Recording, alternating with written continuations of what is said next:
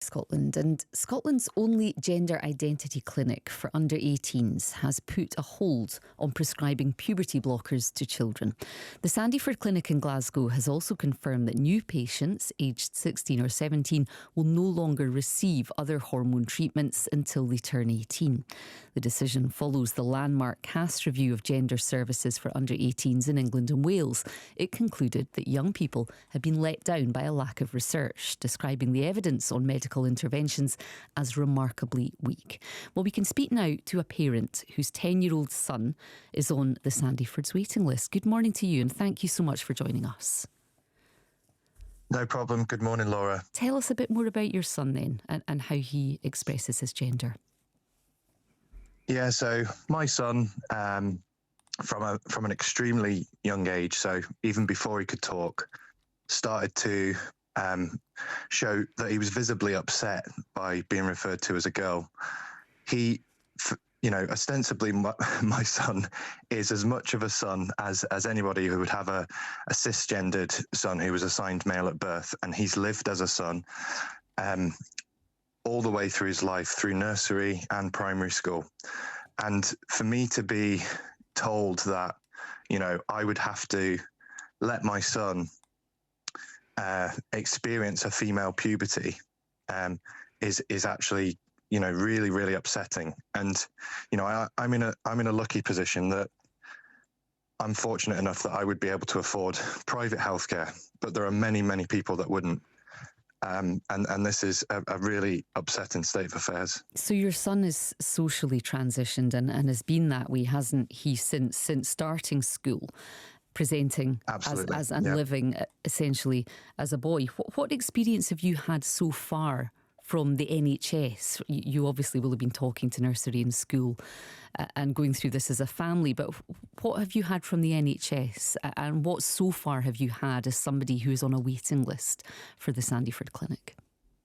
So far, nothing other than GP conversations. So we've had no express support in terms of, gender affirmative care. It's really just been discussions with GP, who our personal GP, I have to say, is extremely helpful and supportive. But there's nothing beyond that.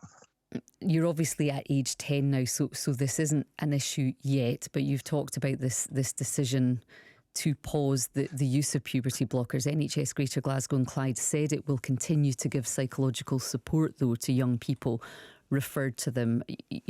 What do you take from that statement and this decision? Yeah, I think if anyone who has, I'm saying son, but equally, if anyone has a son or a daughter who, and they were told that, you are going to have to let your son or daughter experience a puberty of the opposite sex, it would be extremely distressing. And any parent who has a son or a daughter would want the best for their child.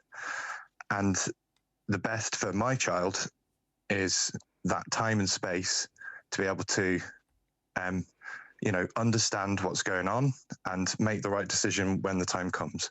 Were you not also worried, though, about Dr. Cass's conclusion that there was a lack of research and that the evidence was remarkably weak, in her words, on medical interventions at the moment? Laura, the Cass report is deeply disappointing. I really don't trust it. So I have a first-class honours degree in psychology from the University of Glasgow. I'm also a chartered accountant, and this report, if it was presented to me in terms of a review, it's incredibly weak. The evidence is cherry picked. It's really actually, it's very, very disappointing. It's ignored hundreds of peer reviewed papers. It's really disappointing. So it doesn't feel to you then like at this stage the use of puberty blockers in people under 18 is experimental, you might say, that we don't know the long-term impact that could have? Well, in the same way that any drug right now, so for example, one of my other children has arthritis, and the effects of that in terms of side effects and long-term effects also are not fully understood.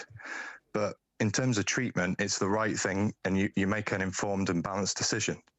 And in the same way, anybody who undergoes any treatment is aware of the side effects and the consequences. And in this case, it's the same thing. The harmful consequences. Sorry to interrupt. Is somebody, though, who's under 16 or under 18 informed enough, mature enough to be able to give that informed consent? So, as a parent, you obviously have to make the best decision for your child. So the best decision for my child is to not allow him to go through what would be an extremely distressing female puberty. So that would be your view of it. Would you also accept that clinicians, that psychologists and other doctors should have a view on that and make that decision? Or do you think it should be left to parents? I think it should be, a holistic approach in terms of the review.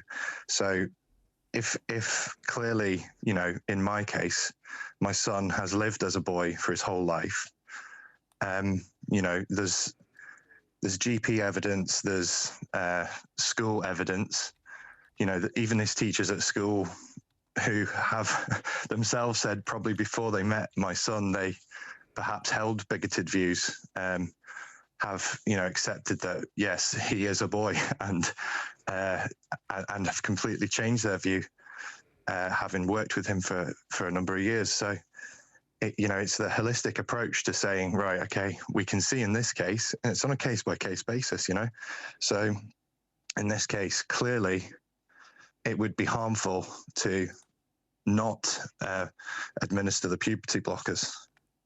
Okay, well, we're really grateful to you for coming on this morning and sharing your family's experience. Thank you so much for joining.